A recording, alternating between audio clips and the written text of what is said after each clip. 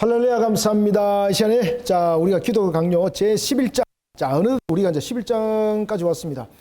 이 권은 17장까지 있는데, 11장 부분들을 계속해서 이제 신약과 구약에 대해서 이 부분들을 이야기를 하고 있는데, 신약과 구약은 차이점이 있는 것 같지만은 차이가 있는 것이 아니라 구별 속에서 하나의 우리의 내용들을 보게 하는 것이지 전체적인 부분에 대해서 통일성은 함께 가는 겁니다. 자, 봅시다. 11장. 신약과 구약의 차이점은 무엇인가? 신약과 구약은 5가지 차이점이 있다. 그러면 첫 번째 차이점은 무엇인가? 구약은 영적 축복을 일시적 축복으로 표현한다. 자, 여러분들, 구약과 신약이 다른 점이 있다면 어떤 부분이 다릅니까? 자, 구약은 영적 축복을 일시적으로 축복하죠. 그럼 왜 이것을 일시적이라 말했을까? 구약의 축복은 어떻다? 일시적이다. 여기서 일시적이라는 것은 구약의 축복은 오실 메시아를 바라보는 측면에서의 이것이 일시적인 거예요. 그죠? 그 다음에 우리가 신약에서의 축복은 어떻습니까? 신약의 축복은 이것이 영원성을 가지고 있죠. 이 부분들은 우리가 오실 메시아가 다시 오심이죠.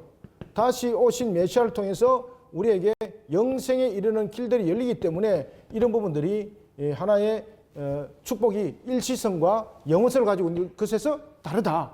그런데 이런 부분들은 하나의 구별점으로 보는 것이 아니죠. 하나의 단계적 측면에서의 걸러가는 한 과정이죠.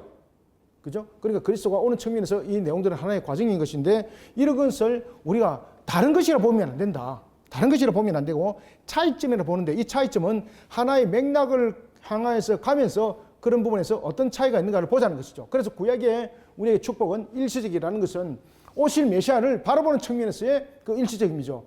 그리고 또한 그 오실 메시아로 인해서 완성을 이루는 것이니 일시적인 것이 아니라 우리에게 영원성을 담고 있으니 그 부분들은 좀 구별해서 보는 것이 좋다. 자, 제1절 하나님 나라, 하늘나라에 대한 관심으로 이끌어야 할 지상의 은혜를 강조하고 있다. 자, 이 1절에 이제 세 번째 줄 봅시다. 나는 이런 칼빈 이런 부분에 이제 자신의 생각도 이야기를 하는 거예요. 나는 성경에 차이가 있으며 그 사실의 주의를 환기하는 것을 나는 기꺼이 인정하지만 그렇더라도 그것은 성경의 엄연한 못을 통일성을 손상하면 안 된다. 이게 칼빈이 중요한 이야기를 했습니다. 분명히 신약과 구약 부분에 대해서 그 부분에 차이점이 있다는 거 나 그거 분명히 인정한다. 그런데 문제는 이 성경의 엄연한 통일성은 손상시키면 안 된다. 성경의 엄연한 통일성은 손상하지 않는 범위 내에서 하는 인정이다. 이 모든 차이점은 처리 방법에 관한 것이고 본질에 속한 것이 아니라고 나는 주장한다. 아시겠죠? 처리 방법 과정이라는 거죠. 과정. 그러니까 본질적 측면에서는 아니라는 거예요. 이게. 본질적 측면에서 다르다, 안 다르다? 안 다르다는 거예요. 안 다르다. 과정적 측면에서 이 설명이다. 이거. 이와 같이 신구약의 약속들이 같으며 이 약속들의 토대로 같은 누구? 그렇지. 같은 그리스도시라는 입장을 방해하는 것이 없게 될 것이다. 그래 결국은 여러분들 이 구약의 축복과 그 다음에 이제 신약의 축복은 결국은 무엇을 말하고 있습니까? 오실 메시아와 다시 오신 메시아를 통해서 이 부분들을 함께 조명하고 있으니 모든 부분들은 이 구약도 마찬가지고 신약도 마찬가지고 축복은 결국은 그리스도를 조명하고 있는 속에서 이 문제들은 일어나고 있으니 똑같은 사실은 동일선상의 내용을 이야기를 하고 있다. 그렇지만 그 과정 속에서 하나의 구별을 하는 것이지 그것이 틀린 것이 아니다. 또 다른 것을 말하고 있는 것이 아니다. 자, 칼빈이 이 부분들을 이야기를 하고 있습니다. 그래서 여러분들 보시면은요, 우리가 구약에는 보면 구약시대는 가나안 땅이죠. 자, 한번 봅시다. 우리가 구약시대는 이스라엘 백성들이 어디로 갔습니까? 가나안 땅이죠. 그 다음에 신약에는 새하늘과 새 땅이잖아요. 자, 구약에서 가나안 땅은 무엇을 맛보게 하는 겁니까? 하늘 기업을 맛보게 하는 거예요. 하늘 기업을 맛보게 하는 거.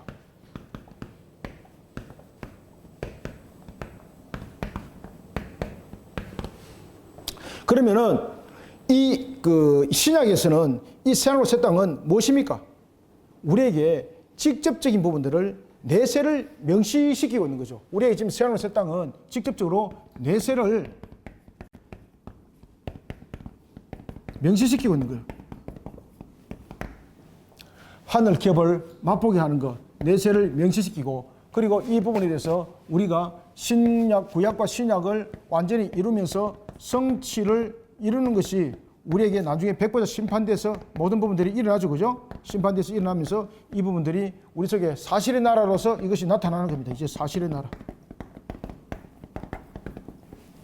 지금까지 맛보았던 것들, 내세를 명시했던 것들이 사실의 나라로 나타남이에요, 여러분들.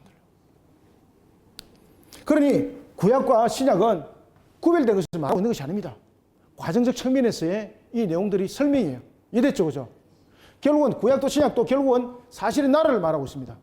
우리가 장차 살아날 사실의 나라. 이 나라가 어떤 나라입니까? 천국, 새하늘과 새 땅입니다. 새로 살래. 자, 봅시다. 그런데 차이점은 첫째로 다음과 같다. 하나님께서 구약에 자기 백성이 마음을 고상하게 가져서 하늘 기업을 생각하기를 원하셨고, 그들이 소망을 더욱 잘 배양하시기 위해서 그 기업을 땅에 붙은 혜택의 모양으로 그들에게 보이시며, 이를테면 그들이 맛보게 하셨다. 그죠? 구약은 맛보게 하셨다. 그러면은 그러나 지금은 복음이 내세의 은총을 더욱 명확하고 분명하게 계시했으므로 주께서는 우리의 마음을 인도하여 직접 내세를 명상하겠다. 그죠? 내세를 명시시키고 있죠. 그러면 명시시키고 있는 명사로 끝난 것인가? 아니죠. 이 부분들이 결국은 신약과 구약에 대한 부분들이 심판돼서 성취를 이루면서 우리는 사실의 나라를 살아가는 거죠. 그러니 결국은 하늘을 맛보게 하는 것과 내세를 또한 우리에게 명시시키는 것 또는 결국은 우리의 사실의 나라를 살아가는 측면에서 이 부분들을 조명하고 있는 거예요. 그러니 통일점은 이렇게 가는 것이다. 그래서 칼빈이 성경을 완전히 깨뚫은 사람이잖아요. 그래서 이런 설명이 되는 거예요, 이게. 여러분들 이렇게 설명할 정도가 됐답니다. 여러분들이 칼빈 되십시오. 웃지 마시고. 아시겠죠? 하나님께서 여러분들을 세우시면 돼요, 여러분들요. 그래서 여러분들은 이 시대 칼빈 되시기 바랍니다. 칼빈을 대해서 우리가 말할 때, 막 칼빈이 말했던 거 몇 줄 그거 외우고, 칼빈 신학 말하지 마시라니까. 기독교 강의를 반드시 공부하고, 칼빈에 대해서 이야기를 하라니까요. 그러면은 이 내용이 얼만큼 깊은가를 여러분 잘 아셔야 됩니다. 칼빈은 신학에 대해서 한 줄에 대한 신학을 말하고 있질 않아요. 제가 늘 말씀드리잖아요. 칼빈은 신학을 말할 때에 신앙과 성경을 가지고 계속해서 이야기를 하고 있다고. 그죠? 그러면서 교보들을 계속해서 끌어당기잖아요. 왜냐하면 교보들이 그렇게 살았거든요. 그래서 칼빈은 그런 가르침을 주고 있는 거예요. 그래서 저도 이제 그런 가르침 방식을 제가 배워서 그렇게 하고 있는 거예요. 제가 누구에게 배웠겠습니까? 제가 칼빈에게 배웠고 제가 교보들에게 제가 배웠어요. 그래서 제가 교보 신학을 제가 많이 연구했잖아요. 어마어마하게 제가 연구를 많이 했지 않습니까? 누워 있으면 그냥 그때 보여요, 그냥. 자, 봅시다. 그래서 우리가 지상에서 약속은 하나의 구약은 유년기 시절의 교회라고 보시면 됩니다. 자, 다시 묻습니다. 자, 지상에서 행했던 약속을 돌이켜 보면은 구약은 무엇이다? 유년기 시대 교회다. 그러면서 유업을 바라보게 하고 훈련시키게 하고 이 과정을 거치는 거예요. 그러면서 그것이 이제 점점 발전하여서 장사한 분량이 이런 교회가 되는 거죠. 이런 모습입니다. 자, 2절 봅시다. 지상에서의 약속은 구약에서 유년기 시절의 교회에 해당한다. 그렇다고 지상의 일에 대한 희망을 구속하지 않는다. 자, 갈라디아서에 있는 바울의 서신을 비교하면 이 점이 더욱 분명하게 될 것이다. 그는 유대민족을 어린 상속인에 비교한다. 밑에 세 줄. 그들과 우리는 같은 유업을 받기로 예정되었다. 그러나 그들은 아직 어려서 그것을 상속해서 운영할 수 없었다. 같은 교회가 그들 사이에도 있었지만 아직 유년기에 있었다. 그러므로 주께서는 그들을 이 보호 감독하에 두시며 영적 약속을 주실 때에 아무 장식 없이 또 드러나 보이게 하시지 않고 지상적 약속에 의해서 어느 정도 예표된 것을 주셨다. 그러니까 우리가 구약은 유년 시절의 교회다 이렇게 보시면 된다. 구약은 무엇이다? 유년 시절의 교회. 유년 시절은 배우게 되잖아요. 그죠? 무언가의 장사한 분량이 일어서 표현해내려면은 유년 시절은 늘 배우는 단계거든요. 우리가 이 부분들을 그렇게 보셔야 된다. 그렇게 봐야 된다, 칼빈이. 제3절 유형별로 본 육체적인 은혜와 육체적인 처벌. 자, 이것은 이제 81페이지로 바로 넘어갑시다.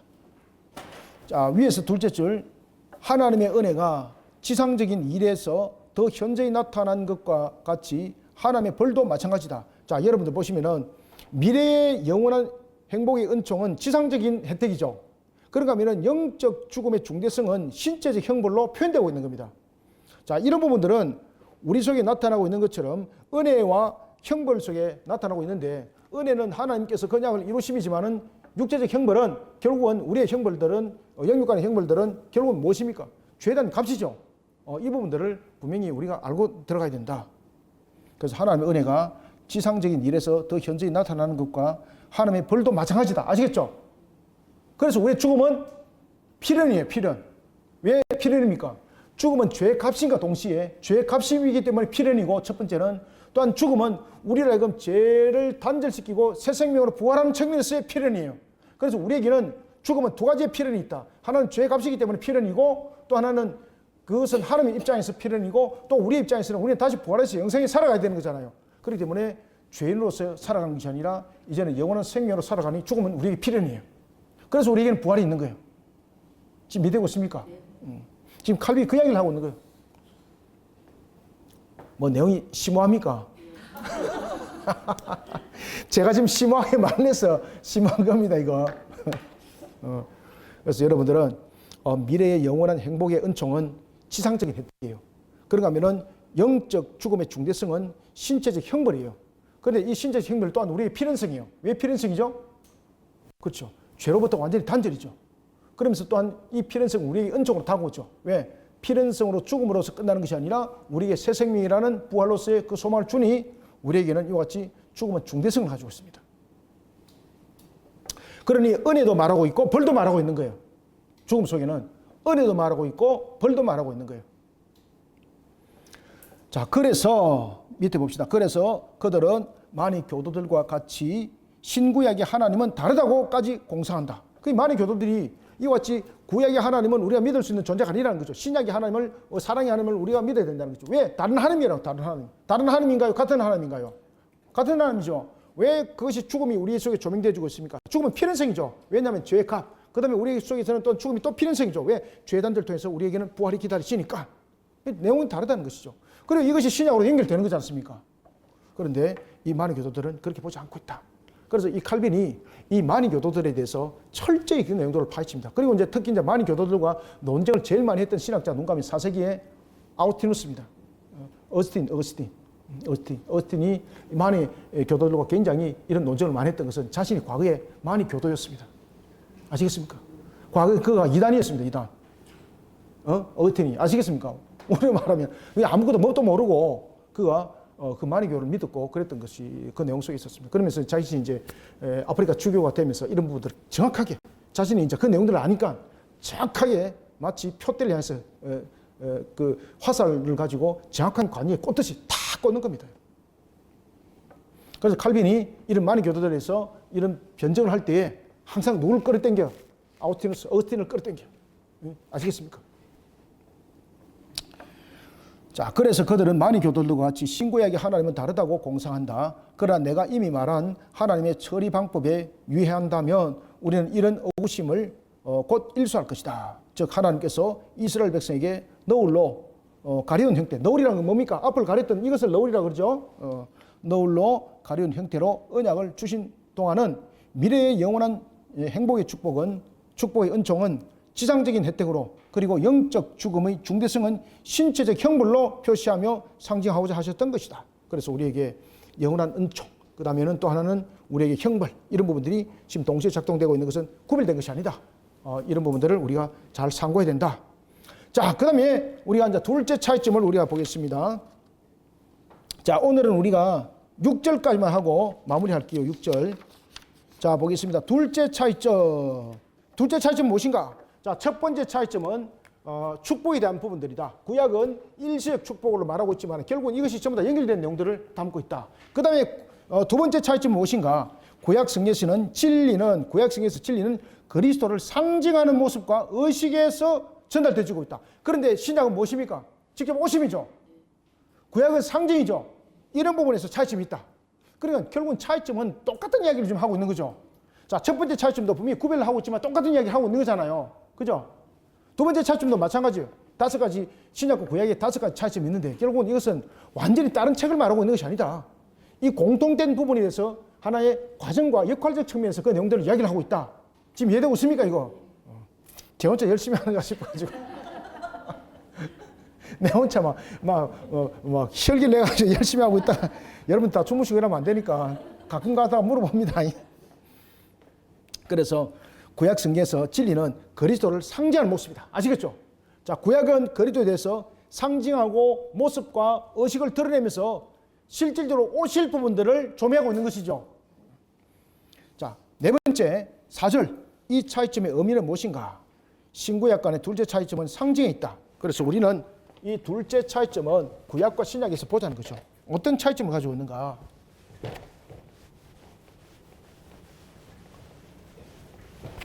자, 둘째 차이점에 대해서 구약과 신약은 어떤 차이점을 가지고 있는가? 오늘 이 본문 속에서 이야기를 하고 있는 것은 뭔가 하면은 구약은 실체 대신에 무엇을 보여줍니까? 형상과 그림자를 보여준다. 형상과 그림자. 자, 그 다음에 신약은 뭡니까? 실체 그 자체 현재 있는 것을 계시한다. 현재 있는 것을 계시.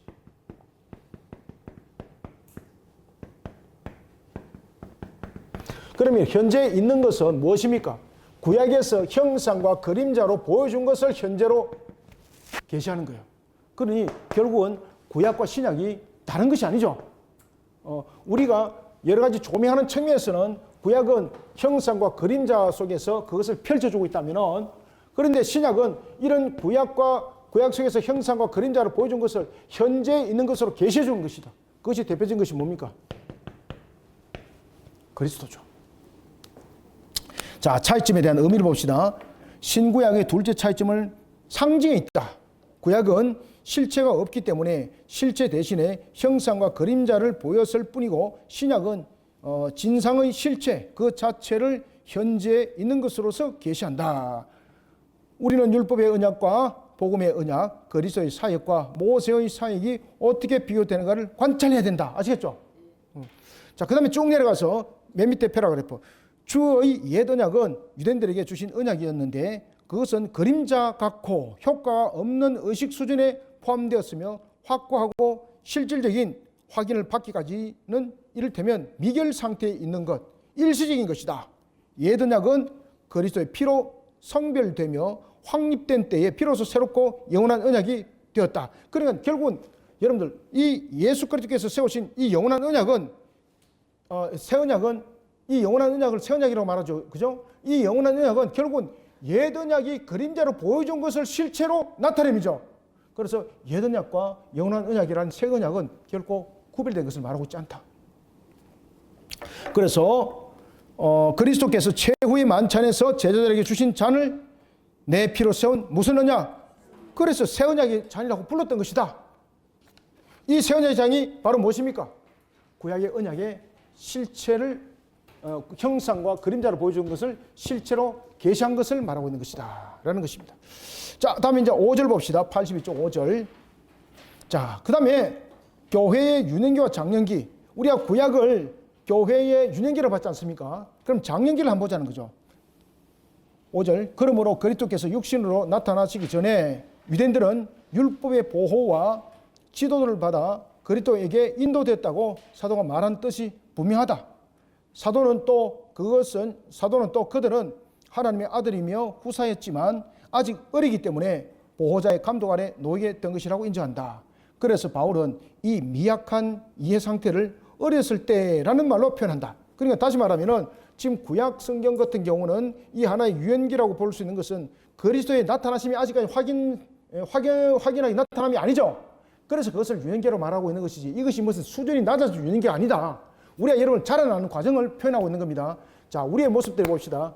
우리의 모습도 마찬가지고 이제 식물도 자라나는 모습도 마찬가지인데 식물이 처음부터 여러분 밥이 돼서 나왔습니까? 아니잖아요. 제일 먼저 어디로부터 시작되는 겁니까? 씨 뿌리기 전에 땅을 갈고 씨를 뿌리고 자라나는 것을 또 모종을 살피고 그리고 또한 그것이 가꾸어져서 알고 된 것을 다시 탈곡을 하죠. 이런 상태를 거치는 것이 바로 완성된 부분들을 말하고 있는데 우리의 그리스도가 하는 것도 똑같다. 그래서 구약이 유년기라 그래서 어떤 낮은 상태를 말하고 있는 것이 아니다. 과정을 말하고 있다. 과정. 아시겠습니까? 우리가 뭐 유년기, 구약을 유년기로 말하고 있고 뭐 신약을 뭐 장년기에 말하고 있고 이런 부분들에 대해서 구별해서 마치 이것이 격상이 낮고 높은 것으로 말하고 있는 것처럼 착각하시면 안 된다는 겁니다. 지금 이해됐죠? 과정이다. 과정. 그 과정을 설명한 측면에서 우리가 구약을 말한다면 오실 메시아를 흐릿하게 보는 측면이 있기 때문에 이것을 유년기라 표현할 수 있다. 왜? 유년기는 더욱더 밝게 보여야 될, 노력을 해야 될 필요와 이유가 있기 때문에. 그죠? 이런 과정을 설명하고 있는 겁니다. 자, 6절 봅시다. 신앙이 깊었던 위인들도 예언의 한계를 벗어나지 못했다. 왜? 그리스도가 오시지 않았기 때문에. 그래서 신앙이 깊은 위인들도 예언의 한계를 벗어나지 못했어요. 그래서 여러분들 보시면 예수님께서도 뭐라고 말씀하셨습니까? 세례 요한이 행했던 것보다도 장차 성도들이 더 큰 일, 더 많은 일들을 할 것이라고 말했죠. 그죠? 그래서 우리가 그보다 더 큰 자라고 말했거든요. 이 내용들은 뭔가 하면은 확연하게 그리스도가 오심으로써 펼쳐 나가는 내용과 그 이전에 펼쳐진 내용들은 확연하게 구별되는 것이 있어요. 그래서 옛 언약의 선자들이 이런 한계를 벗어나지 못한 것은 그리스도가 오시질 않았잖아요. 그리스도가 오시질 않았기 때문에 그들은 항상 조명함이에요. 조명함. 우리는 오신 거잖아요. 오신 그분을 우리는 정함이잖아요. 그래서 다른 거예요. 그래서 이것을 유년기와 장년기로 우리는 구별해서 보는 거예요. 아시겠죠? 그래서 구약 성경에서 어떤 위대한 선자들도 예언자들도 결국은 이 한계를 벗어나지 못해요. 왜? 그리스도가 오시지 않았기 때문에. 그들이 능력이 없기 때문은 아닙니다. 그들이 무슨 신뢰하지 않았기 때문이 아닙니다. 여러분들은 하늘의 불을 받았고 그들은 하늘의 불을 안 받았기 때문이 아니에요. 이것은 그리스도라는 이 단계 속에서 그러한 조명함이에요. 아는 것인가 모르는 것인가. 자, 확신을 가지고 하셔야죠. 확신을 안다고 확신을 가지고 하셔야죠. 그렇지, 맞아. 그렇죠. 공부 열심히 하고 하죠. 자, 이걸 본문 텍스트를 읽어봅시다. 시작. 아브라함의 훌륭한 믿음과 비교할 만한 신앙을 가진 사람을 그리스도 교회에서 거의 찾아볼 수 없으며 예언자들은 성령의 권능을 훌륭히 받아서 지금도 전 세계를 그 힘으로 비출 만한 것이 사실이지만 위에서 말한 우리의 견해는 움직일 수 없다. 그렇죠. 밑에 셋째 줄. 그리스도가 오셨으므로 하늘 신비들이 더욱 분명히 계시됐다. 누가 오심으로? 그렇죠. 그리스도가 오심으로. 자, 오늘은 여기까지 하겠습니다. 다음 주에 또 만나겠습니다. 오늘 여기까지 하겠습니다. 감사합니다. 수고하셨습니다.